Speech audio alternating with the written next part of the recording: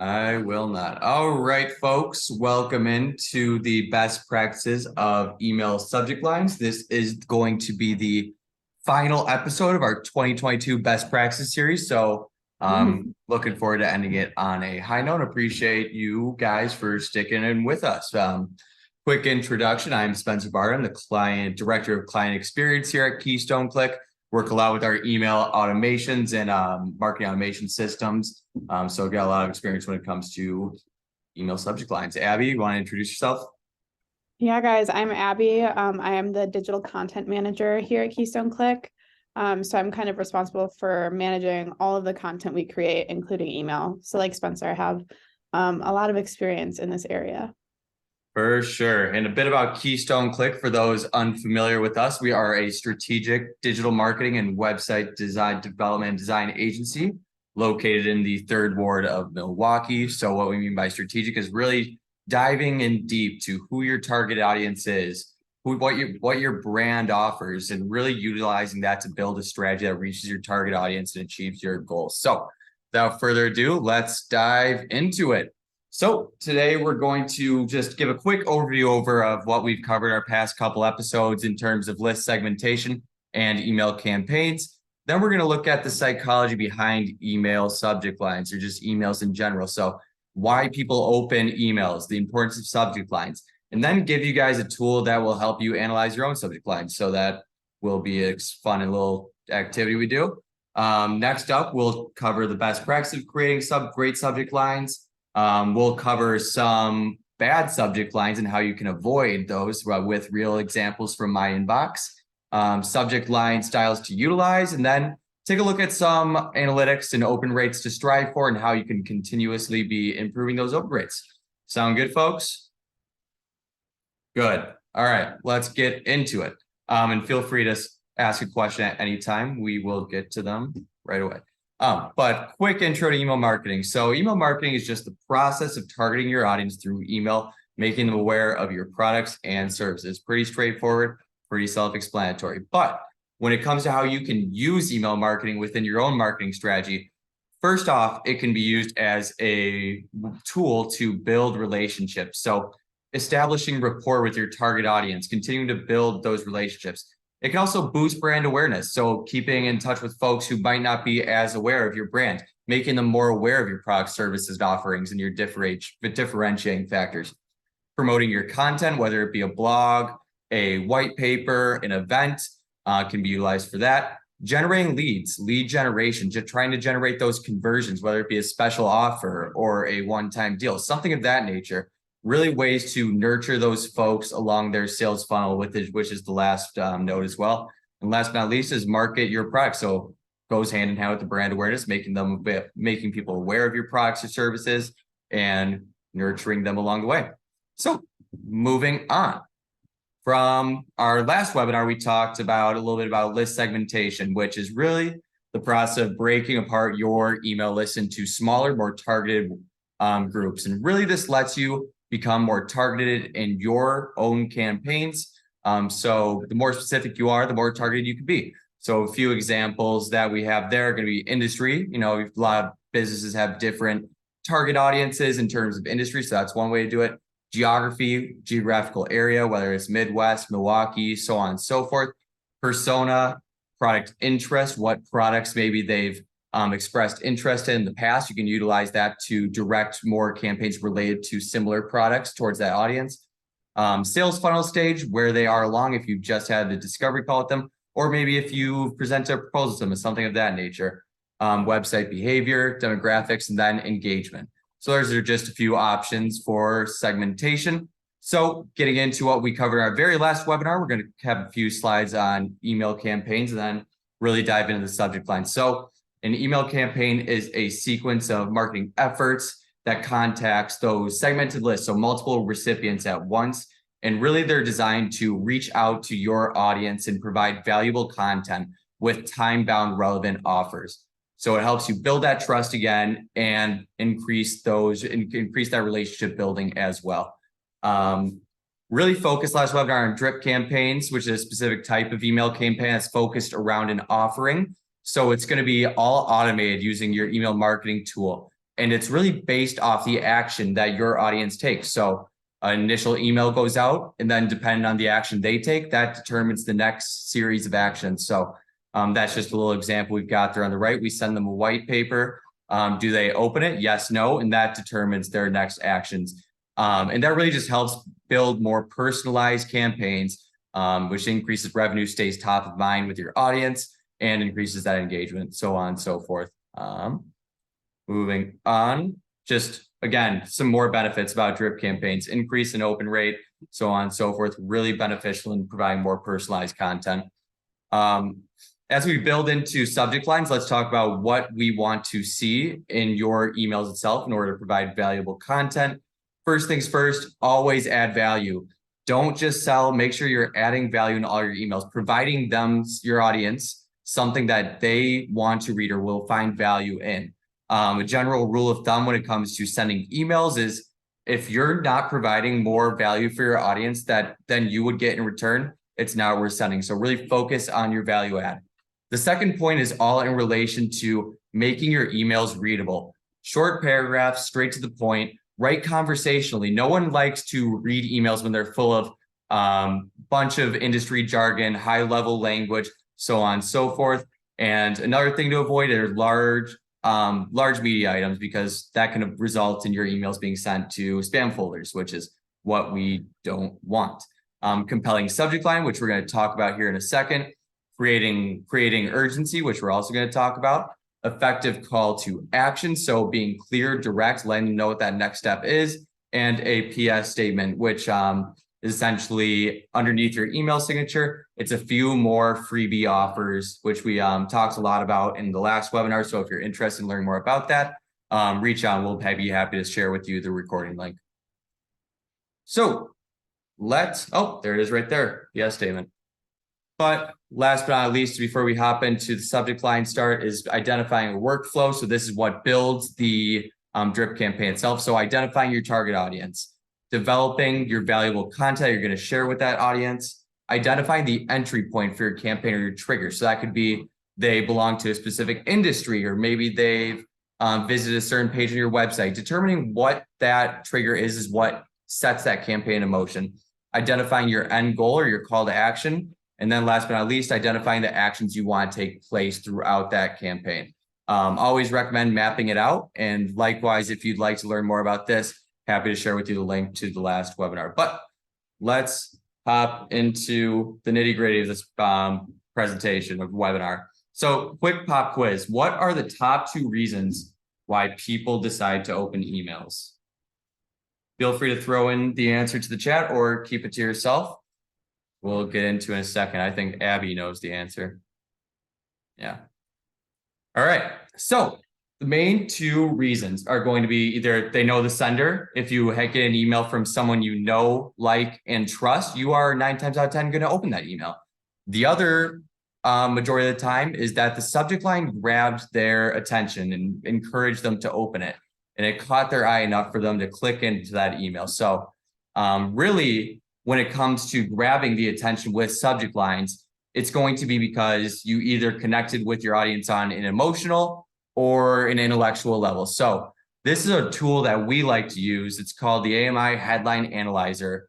And what it does is it provides with you a emotional marketing value score. And that's really how you connect with your audience, by having headlines, subject lines that score highly in these emotional marketing value words. So you can either connect with your audience in 3 different levels of these emotional marketing value words. It can either be intellectual, empathetic, emotional, or spiritual. So definitely going to be sharing the link with you guys in the chat here. Let me just copy that for you and throw it in. But definitely a super interesting tool.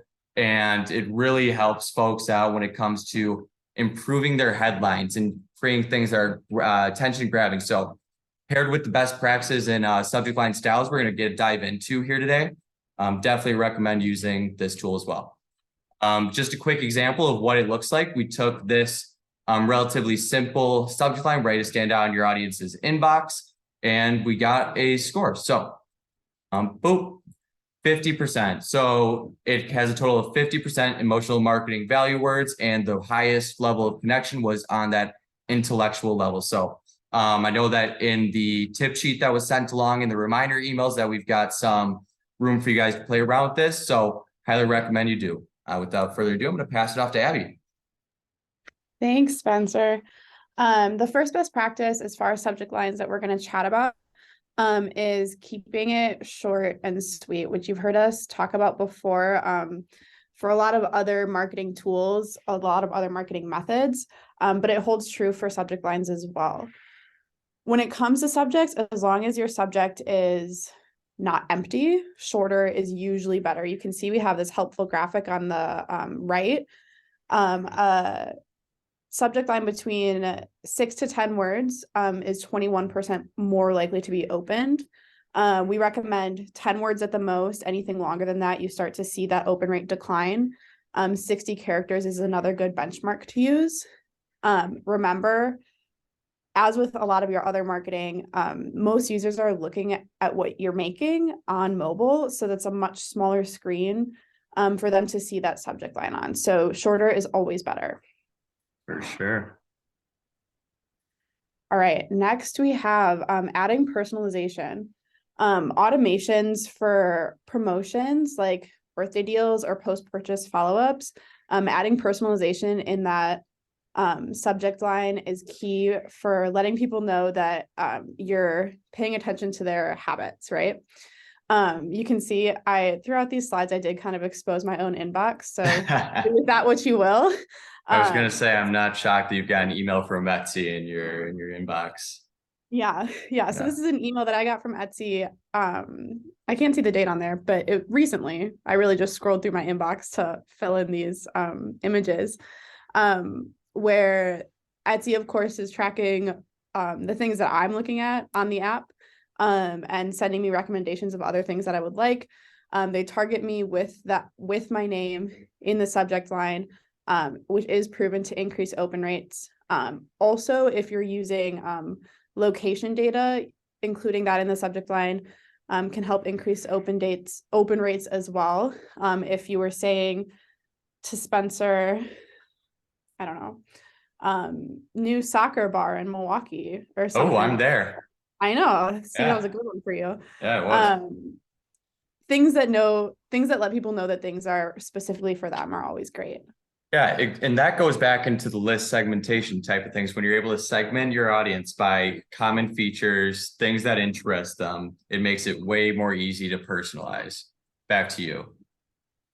Thanks. Me exposing myself some more. Good practice is giving readers a sneak peek of what is in the email. You should include a specific hook. So I have two examples on the right. The first one from Chick-fil-A, exposing how often I go to Chick-fil-A. The subject line is just because. That tells me absolutely nothing about what's in the email. And if I had my email set up differently, I wouldn't even see that preview of text beneath it. So I see Chick-fil-A and just because. There's not really anything in there that makes me think, oh, I need to open this. And obviously I didn't. You'll see I'm also exposing how many unread emails I have in my inbox. Judge me if you want, that's okay. Subjects like just because or savings inside is another example that I use. They're popular because they seem fun and intriguing to you because you know what you're talking about and you know what's inside, but to somebody who's just getting this email in their inbox among many, it's not quite engaging enough to really get people to open that email. I also have another example from Patagonia on the bottom, taking you inside like the technical aspects of one of their jackets, I assume. I don't know. Obviously, I didn't open that email either, but it's easier for me to know what that's about than the Chick-fil-A email above. All right. Next, we have utilizing emotional appeal. Spencer just talked about this for a few minutes, and he gave us a really good rundown. But just to reiterate, appealing to users' emotions is always a successful content tactic. You can see I included one on the right that I actually did open. I think this is the only one I opened of all of them. And the subject line is written for a woman appealing. Of course, I'm a good target audience for this email. And and they appealed right to something that would make me open it, something that's just for women. Definitely up my alley.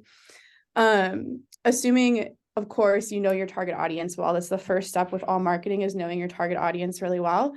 You should be able to think about the things that they care about. And we even suggest compiling a list of things that kind of charge those emotions, so you can have them on hand when you're writing subject lines or other marketing materials. All right. Next, consider starting with action words. I have the example here of thinking about it like your resume bullet points when you have like a job and then what you did at that job. They always tell you to start with an action word like learn or read or find out for a subject line. You can also try using some structures that are similar to a call to action that you might have within the email or on your website, something like that. The example I included here was from Amtrak, and it said, start making plans. It's right away is telling me what to do. And I can infer from that that inside this email is tools to help me start making plans for a train ride, I guess. A winter adventure, it actually looks like. I know, on the train. I love trains, crazy. honestly. Yeah. All right, next we have utilizing urgency. Spencer touched on this as well a little bit, but people are more likely to open your email if they feel they might miss out on something. This structure, again, is really good if you have deals or sales that have a time limit on it, to really push people to be active in a short period of time. When people feel like there's something they missed on, nobody really wants FOMO, right? So they're gonna open that email and engage with that content. All right, I think this is our last best practice. Using emojis and punctuation sparingly. So this is kind of a fine line to tread. We recommend using more than 3 punctuation marks in your subject lines, especially if you're using special characters. A lot of times, email servicers will read special characters as spam and put your email right in the spam folder, so your users probably aren't even seeing it in the first place. Additionally, emojis can be really fun, and they can be really useful if you're using them to support the words that you have in your subject line. Don't use them to replace words. You wouldn't want to use a flower emoji to replace the word flower in your subject line. You're not teaching people how to read. You want emojis that will support the message that you already have there. One more. I lied. It's a bonus. The next is a little bit separate from subject lines, but kind of a subject line's best friend, using engaging preview text. So preview text is the text that you see below Let It Grow on this little screenshot that I have. And this preview text helps support your subject line. Your subject line, 60 characters, 10 words is not a lot for you to make a point and get people engaged. Using that preview text is a good way to help you expand on that a little bit and entice people just a little bit more to open that email. Definitely. So now that we've got the best practices in our mind, let's take a look at some bad subject line examples from my inbox and what best practices to follow so we can avoid doing these. So the first one is probably the biggest mistake that any promotional campaign should never make. The fake trust with a fake regarding or forward. It's tricks your recipients. It's deceptive, wipes away trust. So here are a few examples here. Review needed. Keystone Click published on expertise.com. I don't think, no, we weren't. These are commonly related to phishing scams, things of that nature. So if you are a reputable company, do not do this at all. Reminder, your thoughts for a chance to win $100 regarding email e-commerce platforms users. No, it's all seems spammy. So find different ways to help people remember they know and trust you. You can use your brand name to establish that trust. If you know your audience well, feel free to add that. Or if there's a way to re-engage with people regarding something they've signed up for recently, ask them how they like that. or use the most recognizable sender name. So for our brand, Lori Hybe is our CEO. So oftentimes a lot of emails come to her because she is the face of Keystone Click. So finding different ways to establish that trust with your audience is crucial to avoid this. All caps. Please donate a 4-foot tree to Brentwood Park. No, I don't want to get yelled at. No one likes to get yelled at. And it usually is spammy, similarly to the last one. So as Abby alluded to during the best practices, find different ways to create urgency. Really showcase the value within the subject line, that preview text, and create urgency in different ways other than yelling at your audience. Because if I see an all caps email, I'm not reading it. I'm not opening it. But anywho, moving on. So don't write essays that are, don't write essays for subject lines. Spencer, don't miss sessions on China, energy, security, corporate governance, economics, consumer engagement, and much more. So for one, that is way too much to read for a subject line. As Abby mentioned earlier, if I've got a mobile device, that's going to be cut off. I'm going to be able to read maybe not even half of that. So, and second of all, it's all over the place. That's so many different things in one subject lines. Make sure your subject lines are focused, to the point. Use the character count. So 60 characters is at max, as Abby mentioned. Try to stay within 10 words.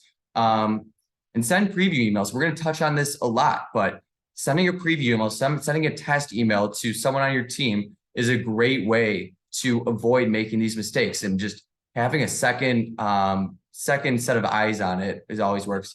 Cole asked, is no subject line better than a poor subject line? That is a good question, and we will talk about no subject line in a second. So I'm gonna let that hang for a second.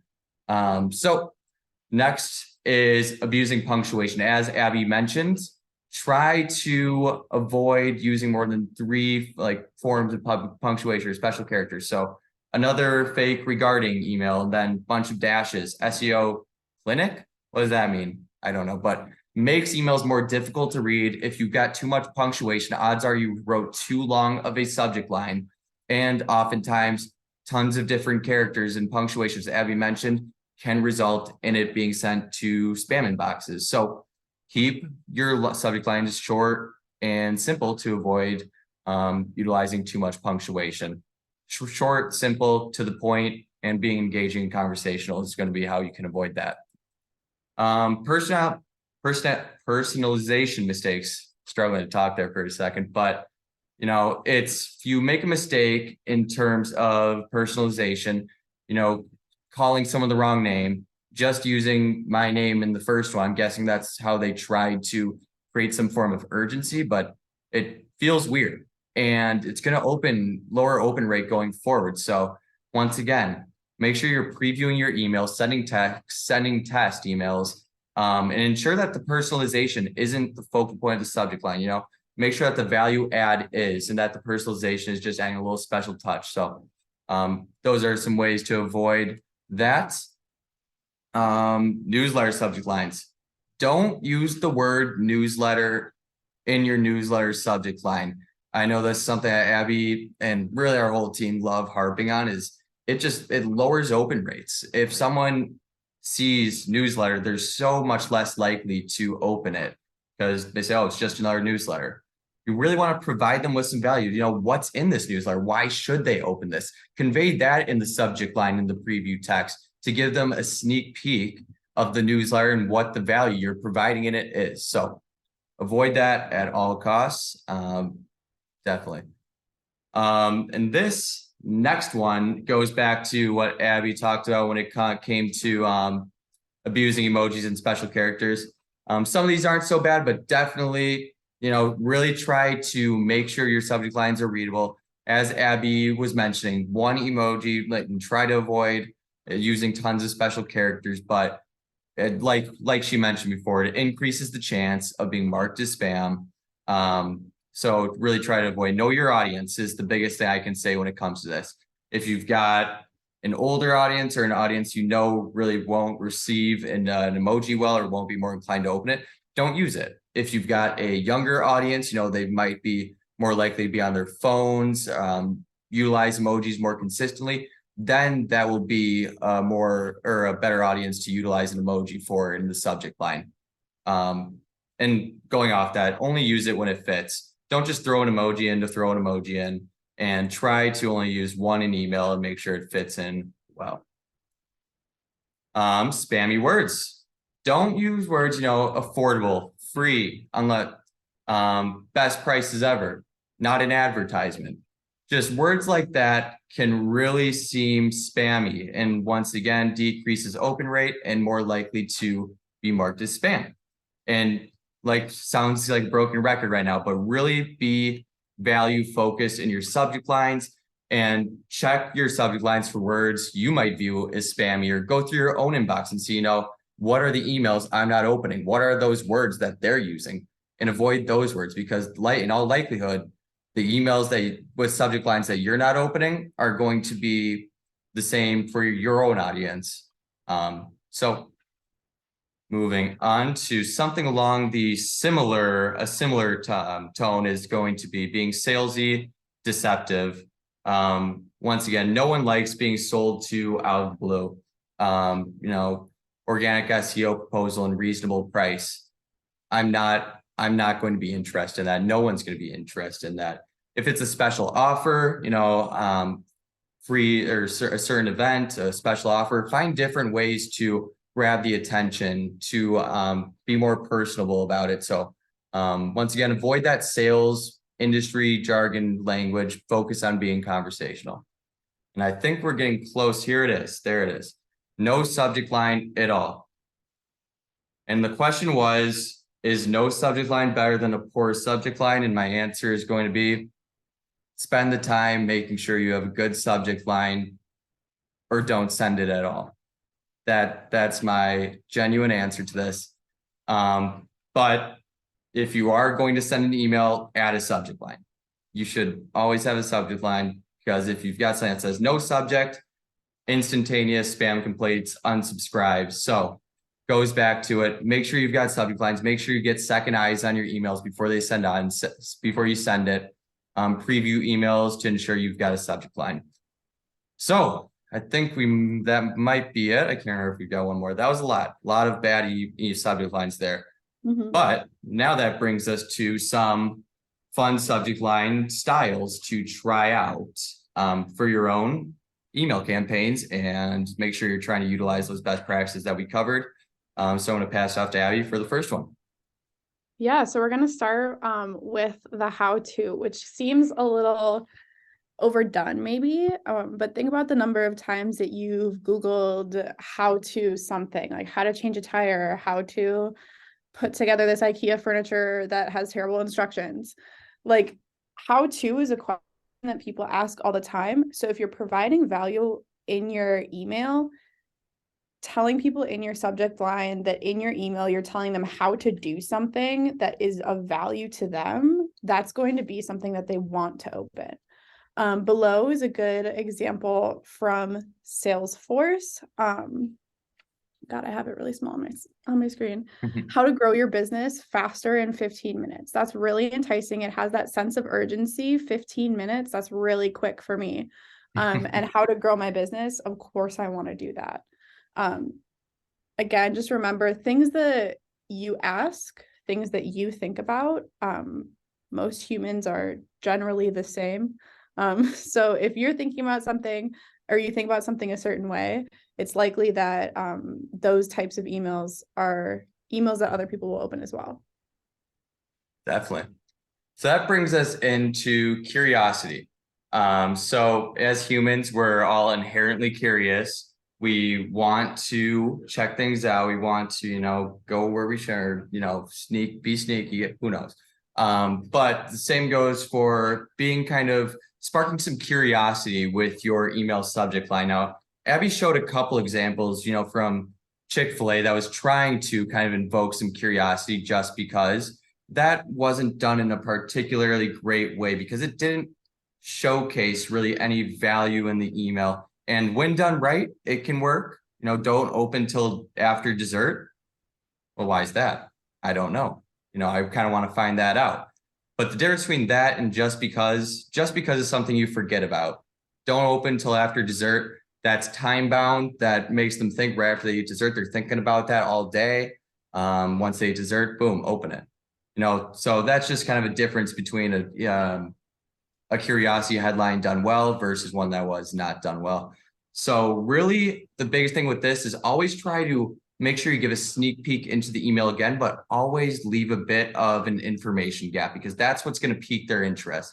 And really don't toe the line between making it super clickbaity, but really try to leave that slight information gap that really gets into the value, leads into the value that you're going to provide them in that email. So moving on to the next one. So next we have case studies. There are a few reasons that people like case studies. Number one is because it provides something that works and has been proven to work. Ideally, of course, your target audience really well. So this is something that they need to make work. It addresses a pain that they have. If you can provide an example of that in your subject line, an example of how a pain can be alleviated, that's a sure way to help increase your open rates, a sure way to get people engaged, not only with your emails, but also with your business. Exactly. And just another way to establish that rapport with your audience, and not just on the B2B and B2C side, they can be used in both. So another good example here would be a list. So, we've got two great examples here, one from MAC, our 6 most popular stories from the past 2 weeks. That's great. Shows, we're gonna have 6 popular stories to read from that are recent. Then another one that we found from Glassdoor, 10 Fortune 500 companies hiring right now. Who wouldn't want to work at a Fortune 500 company? So 10 that are hiring right now, boom, I want to see this. Very cool. But, it's really easy for your audience when they see that to think, it's going to be very consumable information. You've already got how many. It seems less intimidating than seeing our most popular stories from the past 2 weeks. It seems a bit more digestible, a bit more comprehensible, and so on and so forth. So a few examples, 5 reasons to attend blank event, 10 holiday saving tips, yada, yada, yada. 5 reasons to come to a Milwaukee Admirals game for John Bitter in the audience, so on and so forth. Just find different ways to incorporate these lists without overcomplicating it. So moving on to the next one. Nice. So next, we're looking at a quick and easy fix. People are really looking for the highest return for the lowest investment, whether that's a monetary investment, a time investment, energy, whatever it is. Always remember, like Spencer was talking about with that curiosity style, to incorporate an information gap in the subject line, and then just make sure that you deliver the closer to that gap within the body copy of your email. You don't want to have an email subject that misrepresents the content that's actually in the email. But using curiosity power words like simple tweaks, deployed today, things like that, and providing just enough information in that 60 characters to get your readers hungry for more, will help you increase open rates. And again, just increase engagement with your business. Email is really effective to get your prospects engaged. For sure. So next up would be an open-ended question. And you're going to see a common trend with all these, is a lot kind of goes back to piquing that curiosity. So spark curiosity with a question. When couples with some headlines, they can really pique the interest of a potential email opener and encourage them to open it. So have you tried blank? What would this mean for you? What would blank do for your business? Do you know, or do you something? Do you do this? Do you do that? So on and so forth. How? That's a big how blank, you can do tons of different things with that. Who is? So those are all just great ways to start with that open-ended question. Few examples there. Wondering how to stop WordPress spam. Aren't we all? We all want to stop those spam form submissions. So yeah, I'd love to know more. Who was Wonder Woman's role model? super interesting, especially since it relates to the event that they're talking about in the email. So yeah, just two great examples right there. Yeah, finally, we have commands. Similar to questions, you can kind of use the same sentence structure that you would use if you were giving a command, whether you're writing or speaking. These are a really great way, similar to a call to action, to get people to know what they should do next, right? We always want to lead prospects down the funnel and towards their next action. If you can do that in your subject line, and then the rest of the information is in the body copy of your email, that'll be a really effective way to get people to open those emails. You can use words, action words that you would use, similar again to a call to action, like join us, don't wait, find out, learn more, read this.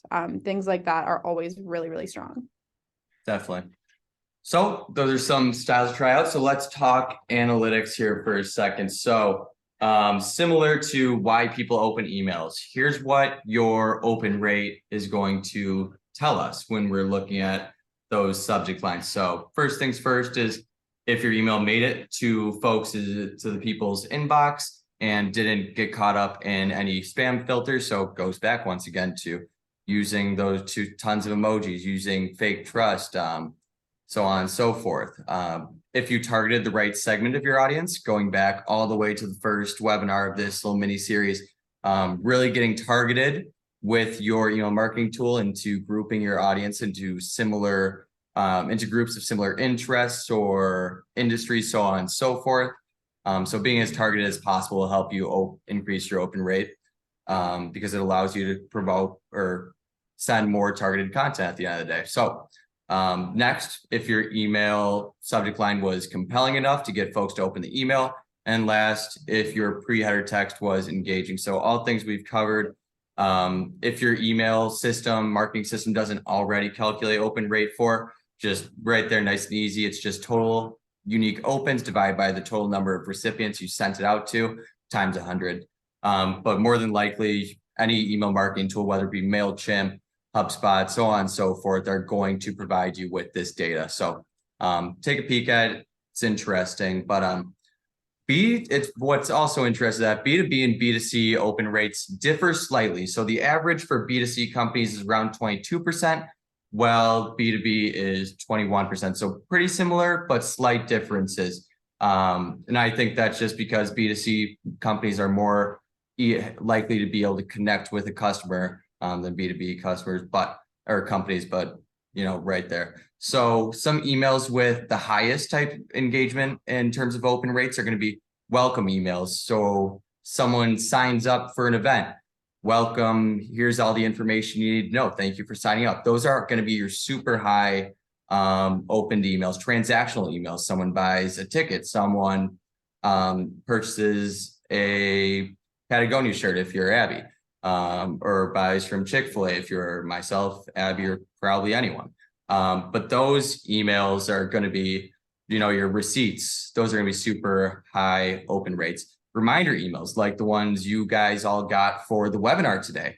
Remember to join us for our webinar starting in 10 minutes. Those are all going to garner pretty high open rates. And the thing to note is that open rates will vary by industry.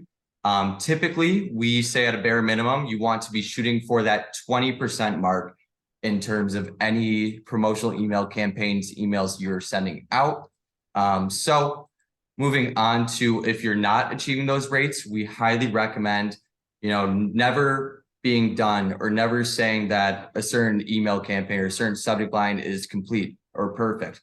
Regardless of if it's the content inside the email or if it's the subject line or preview text, we recommend continuous testing. So A/B testing, changing one variable at a time, maybe changing the subject line from a statement to one of those open-ended questions we talked about, or changing the preview text to a different, to work more hand in hand with the subject line.